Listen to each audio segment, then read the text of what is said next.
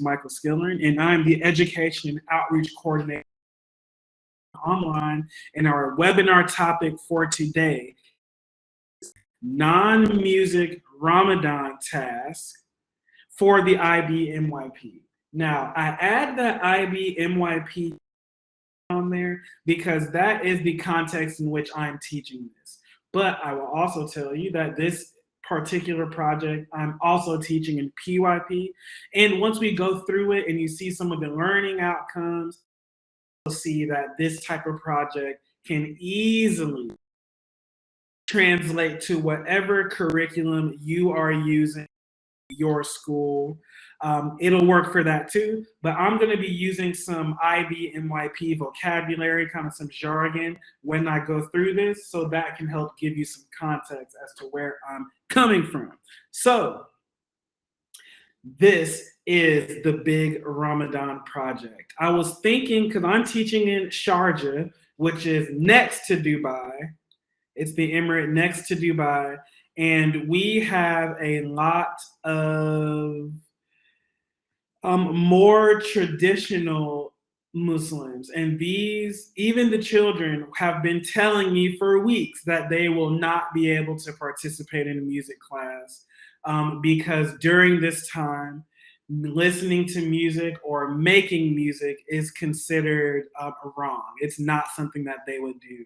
So I was scratching my head thinking of something to do with this. And now that I figured it out, now that it's been working for the second week, we've been working on this project in all of my classes. I'm doing this in every single class from first grade through 8th grade. I wanted to share that with you all. And in case you in your classrooms are having students that are struggling to participate in music because of their commitment to their faith, I didn't want that to disqualify any of them. So I came up with a really cool project. And essentially, our project is a deep dive and an inquiry and an execution of Foley music. If you don't, some people call it Foley art, some people call it sound effects. If you don't know what Foley music, Foley art, sound effects are, just think of any cartoon you saw, any cartoon you've ever seen. And I do this provocation with my students. The first thing I ask them, I raise my hand and I say, what's the last cartoon you watched? For the younger grades, I even had them draw pictures of the last cartoon on a little Post-it note, and we stuck them up on a little gallery wall, and we went through them one by one. And I say, what if I told you every sound you heard was fake? There were no real sounds. Real sounds meaning in a regular movie that's live action, I can clap my hands and that sound can be in there. And some of the students were perplexed. They said, no, Mr. Michael, they are real sounds. I saw Sonic make that sound. But then when we talk about it and they start to think, you realize, oh, wait, a drawing on a piece of paper cannot chew. A drawing on a piece of paper cannot clap their hands. The sound is not real. And that was kind of my introduction to this. And I let the students know, we talked about what Foley music was, how it works, how widespread it is. Then I showed them another provocation. There is a gentleman named Josh Harmon on YouTube and on Instagram who makes videos of himself as a Foley artist. He gathers different materials and he plays different clips from movies, cartoons, etc. And then he adds sound effects to them. He's extremely popular on TikTok.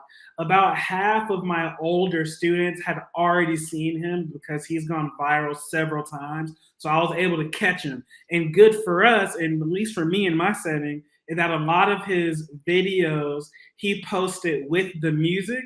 So the video will have the score and then all the other sounds are removed, but he also posts with just the sound effects. So I'm able to play videos for them that do not have music. They only have sound effects in it, which some of my students are very appreciative of. So after watching a couple of those videos and we got to learn what Foley music is, we moved into an active provocation. So I put the students in groups of 2, and I allowed them to choose a card from my table. Each card had a mundane action, or some like running, clapping your hands, eating, walking in the rain, Like it had actions like this. Each group chose one card. Then they had to decide who was going to be the actor, who was going to be the Foley musicians, and just using our voices, our bodies, and our chairs. We have the little chairs with the desk attached to it. They were able to present a scene using Foley music. So right off the bat, in all of my classes, they're immediately able to know what this is. Okay. So then in the MYP, we are using this to assess creative thinking. So this is a big project journal task for me. So already up to this point, I have them making notes about what is Foley music? How is Foley music created? What does Foley music do? Those are three main questions that I had the students answer in their process journals. I had them answer questions about Josh Harmon. What is he doing? Can we copy that? Does it look difficult? Things like that, or any thoughts, notes, ideas, suggestions. We've already begun notating this in our process journal. Then I had them notate how they did their scene. So, of course, this first step of their scene they did was they selected a card. The second step was that they assigned roles. One was the Foley artist, one was the actor. The actor had to remain silent. And then we talked about how the Foley artist decided how to use their body. Why did you choose to make this sound for walking in the rain? Did that sound like rain? Things like that. And my students are all new to IB, so they're getting better at this type of journaling process, which is good. So then I introduced to them their statement of inquiry. One of the statements of inquiry that I'm using for this task is interpretation changes audience perspective and outlines human commonality. If you are teaching in another curriculum or you're not in an IB school that doesn't use statement of inquiry, this is sometimes called the big idea, the big takeaway, what have you. This is our overarching conceptual statement that's going to define our learning. And then we went to our process journal and we broke that down. Interpretation, how we react to this video. There's a million ways to make a walking sound. How we react to that video changes audience perspective. It changes, that's our key concept, what the audience sees and hears, and outlines human commonality. Foley music only works because actions are common to all humans. Every human knows what it sounds like when someone is walking on a tile floor. That human commonality is going to affect how you interpret what you're seeing from the video. So then next, we set up our grasp task. And last week, I spoke at length about grasp task. That full video will be up soon on CommonTime.Online/blog. A grasp task is a way that you can get some concrete connections going between your learning and the real world. GRASP is an acronym that stands for goal, role, audience, scenario, product. So our goal is that we are going to sound engineer a movie. Okay. The students are essentially going to receive a silent cartoon, and then we will have to go through an entire creative process to engineer sound for that. Up to this point, I was able to hold the students' attention. We haven't heard or made music once. And that, in my community, Sharjah is not Dubai. That's very important for me, and this can be very important for a lot of your other students. Your role in this task is you are a Foley artist / sound engineer. The audience are cartoon viewers.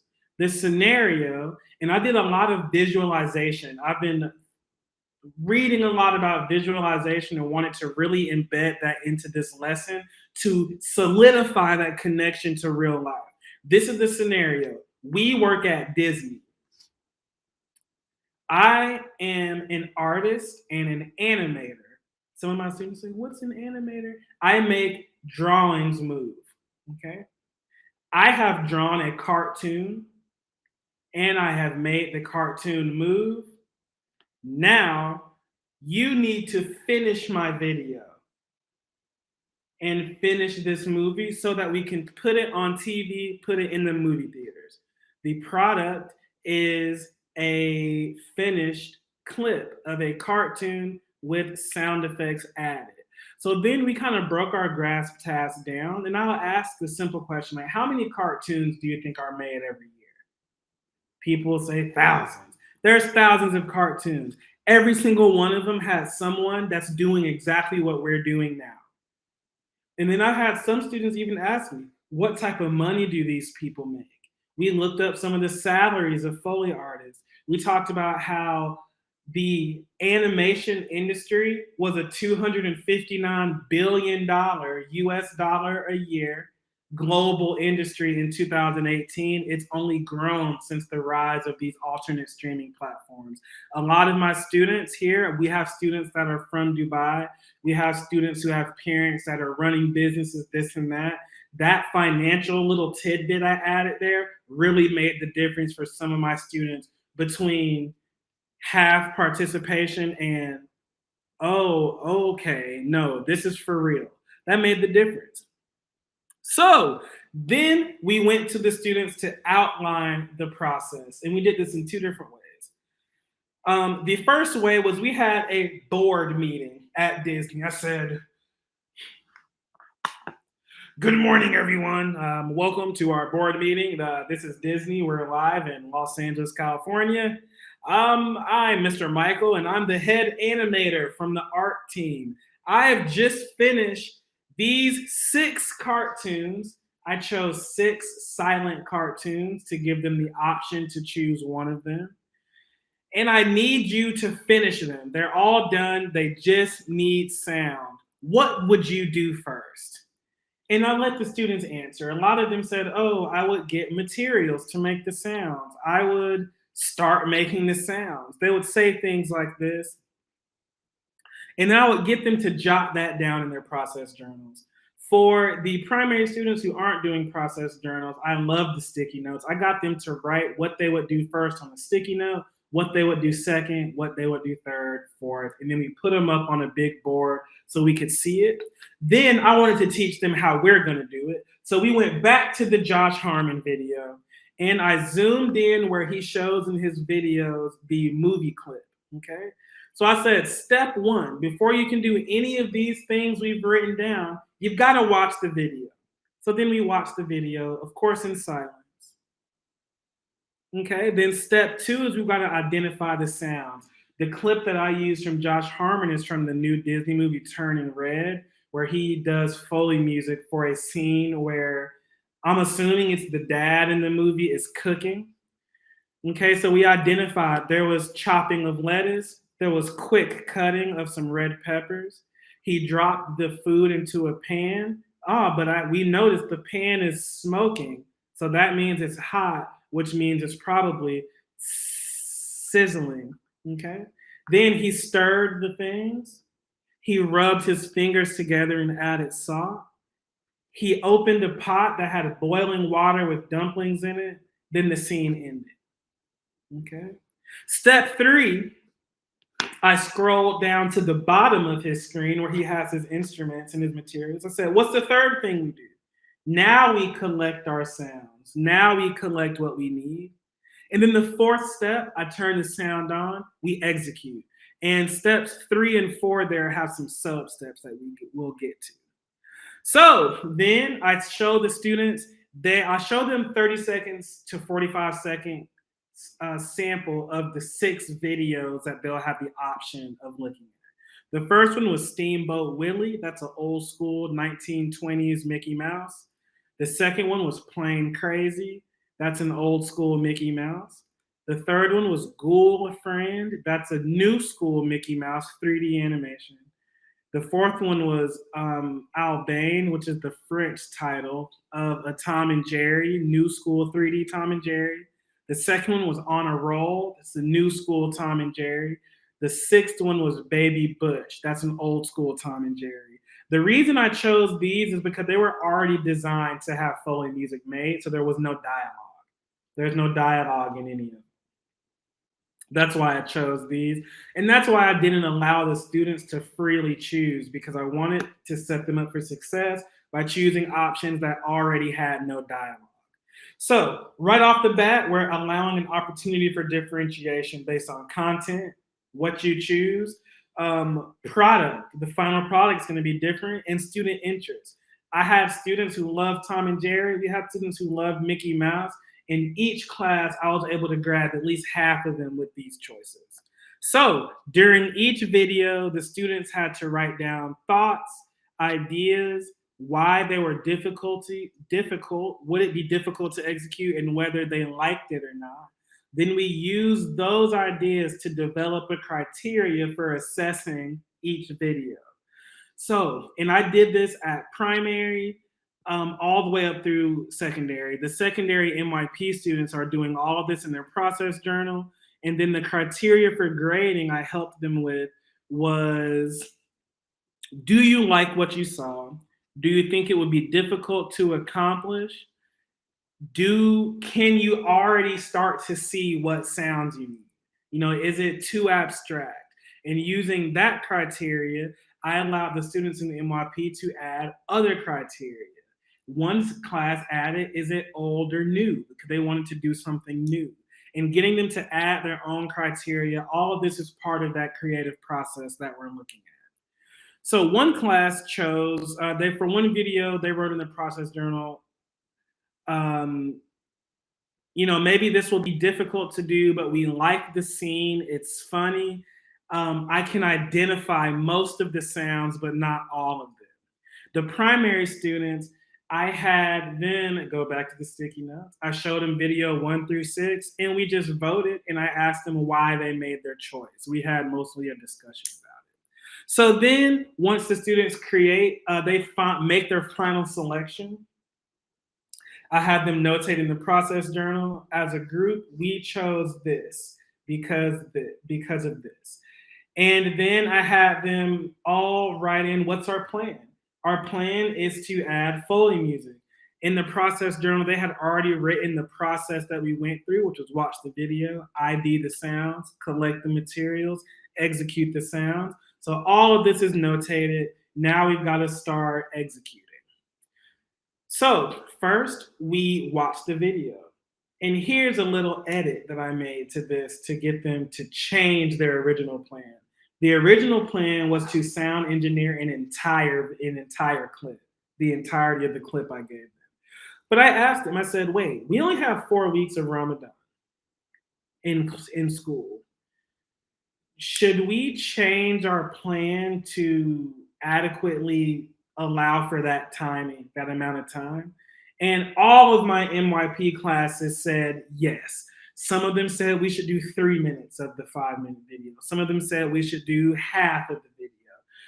That concept of changing a plan is one of the key things that the IB is looking for when evaluating a process journal.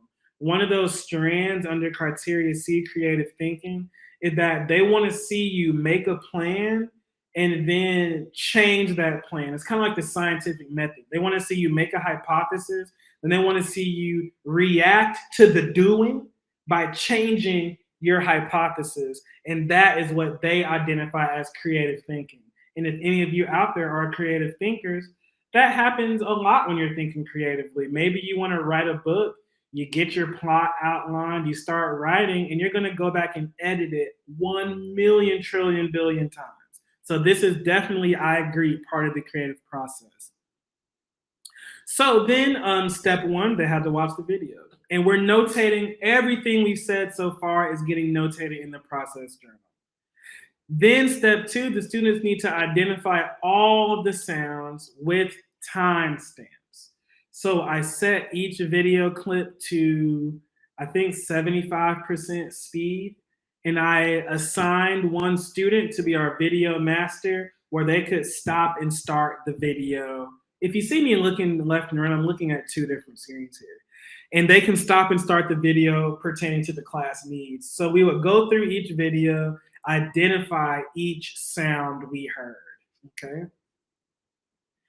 So then next we move to step 3, which is collecting our materials.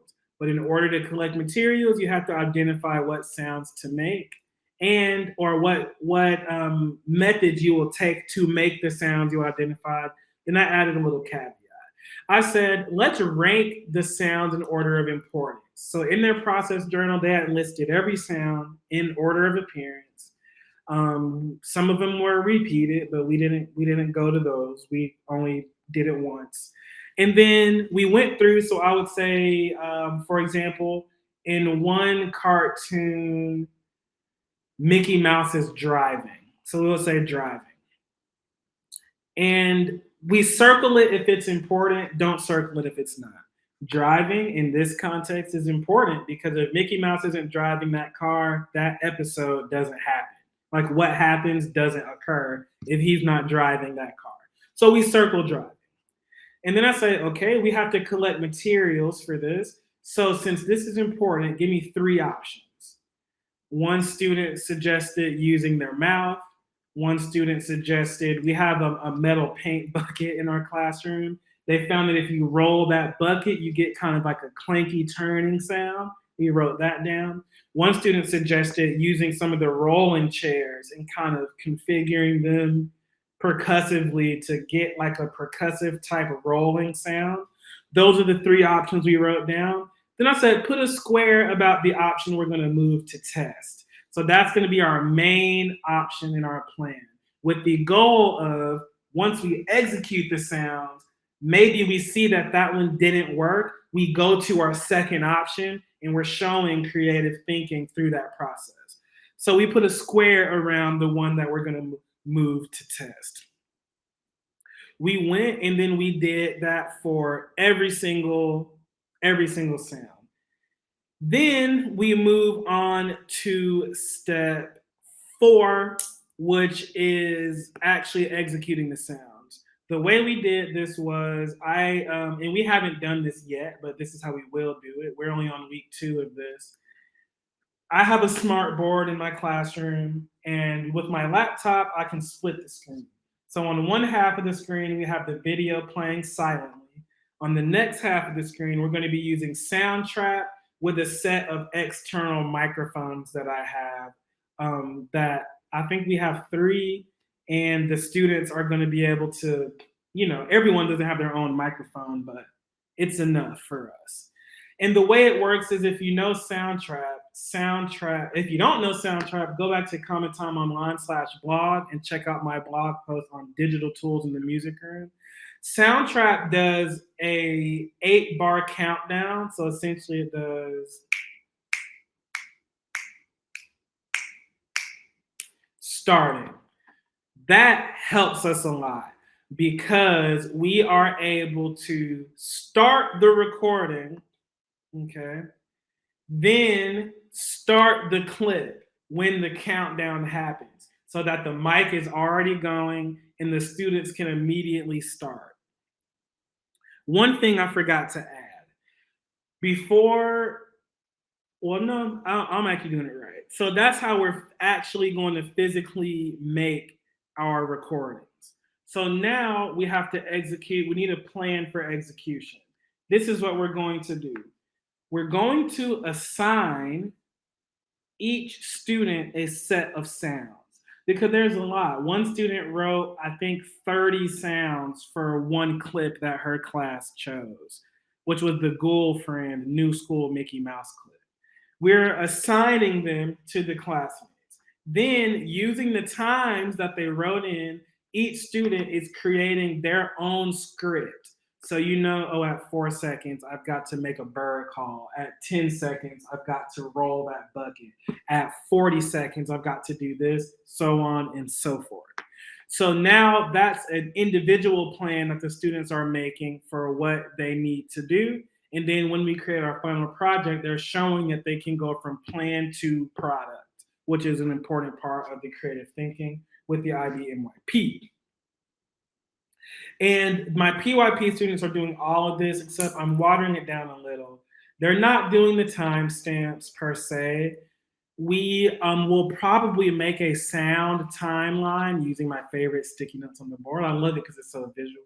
But they won't be making those detailed scripts like that. And even in first grade, I didn't even allow them to. They chose their cartoon, but we didn't go through as detailed planning. We're not using as many materials. It's just same concept, but just a little bit to their grade. So we've got our plan for execution. We set the video up and we record our sounds.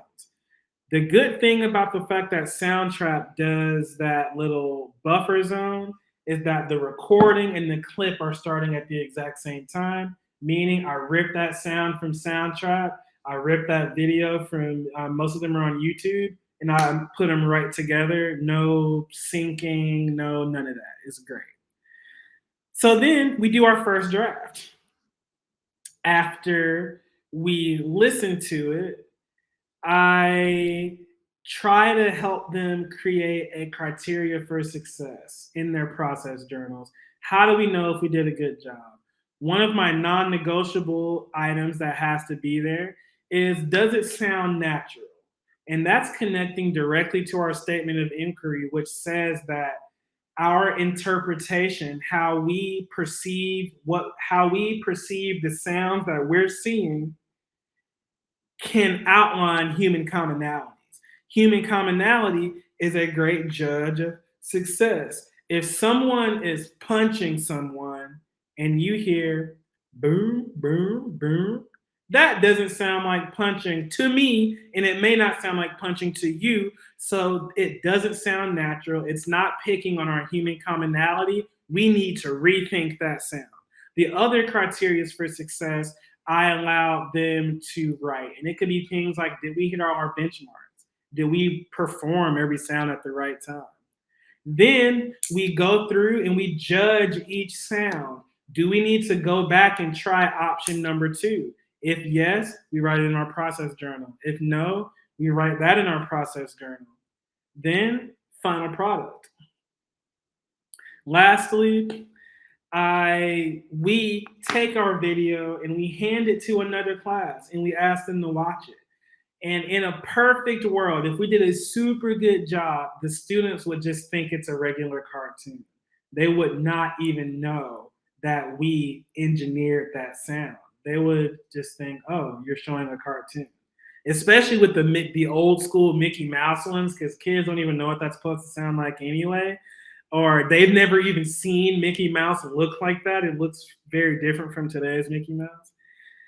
And that is another little criteria for success. And that is the project. So I'll kind of recap. Once again, I provoke them. We talk about cartoons. We talk about, are those sounds real? How are they made? We kind of inquire into that. I show them another provocation with a Foley artist I found on YouTube and Instagram. And we look at what he's doing and what Foley musicians can really do. Then we do an active provocation where students create Foley sounds and sound effects for each other, acting out and miming different actions. We have the students reflecting on all this, reflecting on the knowledge they've gained about Foley music. All of this is being documented. Then I introduce my statement of inquiry. Interpretation changes audience perspective and outlines human commonality. We set up our grasp task and we establish that we are sound engineers and Foley artists working at Disney, and they are receiving videos from me, the artist. We work with students to outline the process of watch the video, identify the sounds, collect the materials, and execute the sounds. We go back and we put that in the context of a real Foley artist. We go back to our Josh Harmon video.